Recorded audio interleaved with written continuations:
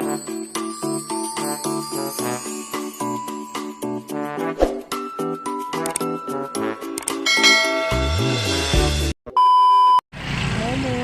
Happy Sunday everyone! Happy New Year! Dito kami sa bayan ngayon, maaga kami nagsimba dito sa bayan kami nagsimba kasi parang makabili kami ng agad. Nagpili kami ng karning baka guys kasi sabi ng mga doon nila beef stick daw at saka magsabaw mamaya. Hindi na kami magbaboy guys. So, samahan na kami guys ng yung tindahan. A few inches later. Yan, nakarating na tayo dito sa bahay guys. Galing tayo sa doon tayo nagsimba sa bayan kasi Sunday ngayon.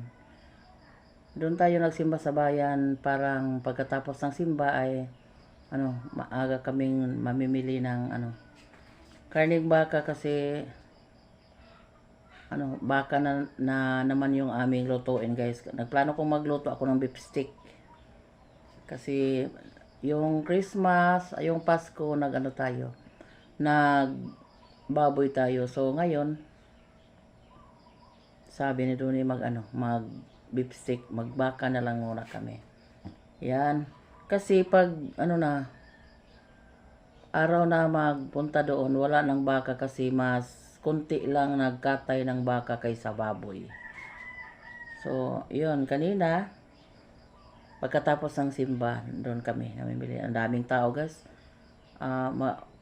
Alas 4 ng umaga kami nagsimba. So, 3:30 na kami, patungo na kaming bayan para makaabot kami ng maabutan namin yung first mass, simula ng first mass. So, thanks God na nakaabot kami ng makipagsugod guys sa simba. First mass alas 4 ng umaga. So yan, pagkatapos nagbili kami ng karning baka. So ko na guys, hiniwa ko na ng parang para beef stick. Ko na lang, i-marinate ko na lang kasi gabi pa ako magluto ng beef stick para sa madaling sa midnight pagsalubong ng para pagsalubong ng bagong taon mayroon na tayong makain. Yan, sariwang-sariwa yung baka guys kasi pag maaga kayong mamili, so ikaw yung syempre mauuna sa bagong katay. Kanina yung galing nagsimba ay yun yung namili ng mga karne, baboy at saka karning baka. So ang mahal guys, tumaas pa naman yung kilo ng mga karne ngayon kasi katapusan ng taon at saka New Year kasi season mamalit guys ba. 400 yung kilo ng laman, yung unod ng baka, yung laman puro laman, walang buto, para i-beef stick ko na mamaya. At nakabili din ako ng buto para may sabaw tayo bukas. Ayan, yung mga buto ng baka. Basta wala kaming baboy ngayon guys. Ayan. Mahal din, pati buto ng baka. Pero sige na lang, basta masarap yung sabaw. Lalagyan namin ng karlan at saka pitsay para masarap yung sabaw. Para mamayang hating gabi ay kumain kami pagsalubong ng bagong taon. And then gusto naming may sabaw, parang yung buong taon ay abunda tayo sa grasya. Yun yung mga paniniwala sa mga ninuno namin noon. Pero guys, siguro mga superstitious belief lang yun. Pero wala tayong magagawa. Sumusunod lang tayo sa mga ating mga mga ninuno. So ako mamaya, magsabaw ako. Yung lulutuin ko mamaya ay beef stick lang at saka magbihon lang ako guys. Kasi yun lang yung maabot sa namin, budget namin sa pang New Year. At saka magbili din ako ng kunti nga, siguro madalawang loop ng sliced bread lang. So yan, abangan nyo kami mamaya, and then makakuha ako ng malagkit, yung kasamahan ko sa asosasyon, daming pilit or malagkit na bigas. So ako sa kanya na pwede barter kami ng bigas at sa kanya ay malagkit. Pupuntahan ko ngayon siguro kung mayroon. So magbiko ako ng konti, parang may matamis na may matamis na makain tayo sa bagong taon. Ayan. At saka bala ko ding mag mango float kahit kunti lang kasi mahal na yung mangga ngayon, guys. Yung mangga ay pinakamahal sa lahat ng prutas ngayon. 180 to 200 yung kilo ng mangga. So siguro magbili lang ako ng 2 piraso para lang may may dessert tayo mamaya.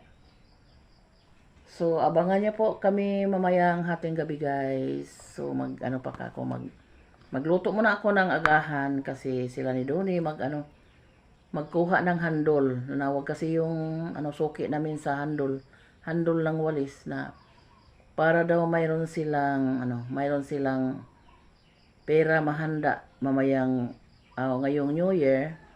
So paspas silang nanguha ng handol parang sila makabili daw ng mahanda mamayang New Year. So nandun si Donnie, maaga na namang nagkuha sa handol. Ay naku, ang haba naman ng ating kalamansi, guys. Ayan, hindi naman natin maabot. Nguha tayo para marinate sa ating karne.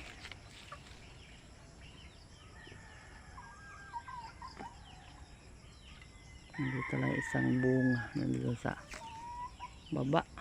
Yan lang yung natin kuha. Ay naku, matong naman ako sa ay hindi pa nakakain yung mga manok. Yan, ang daming bunga sa babaw. Ang haba na ng puno ng ating limonsito, hindi natin maabot. Sakto lang siguro ng mayroon ako nakuhang 4 na pirasong kalamansi. Yan yung ating guys, extension sa ating bahay. Hindi pa natapos. Pa tayo ng budget. Dahan-dahan lang tayo sa ating pagpatrabaho sa bahay. Kapag mayroong budget na, makapatrabaho na tayo. Kung wala pa, pag-iipunan pa natin 'yon.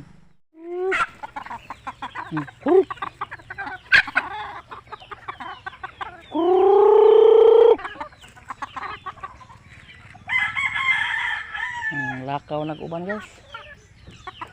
Hindi ka maaga pag kain.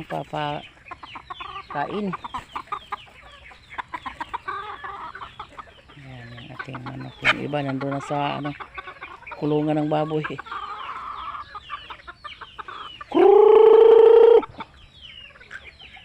Yung iba ng bigas, guys, kanang binlod. Ang tawag ng binlod yung mga sa bigas, yung broken sa sa bigas natin, yun yung pinapakain ko sa manok kasi ang mahal sa guys, feeds ngayon. Pero pag naubusan ako ng broken, so bibili din ako ng feeds, pero ang mahal. Yan, nanggawa sila sa net, guys. Meanwhile, nandito na si Bonnie, guys, galing nagkuha ng handol sa kabilang barangay. 800 pila na kabuk, 850.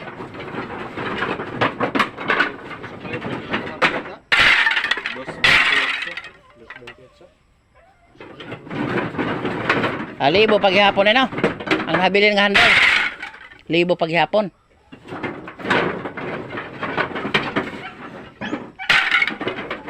Pila imong nabayad ni Ronnie don?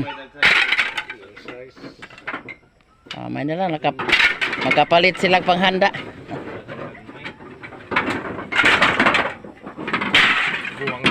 Buti na lang makabili sila panghanda sa New Year ngayon.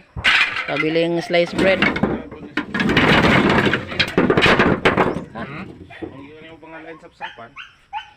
Saan naman kasi hasa kawayan? Ang nagkugbok ko, mura may lain sa Loog. Loog.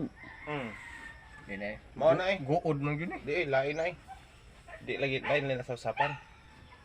Guod ni siya. Lain di gyud pareha ni nga ana ba dagan jud ang kuan ba? Daming handol guys. Kanay guwang nga punuan. Bukas magkuha na naman ng tambo doon sa Inabanga. Di man sila pareha siguro.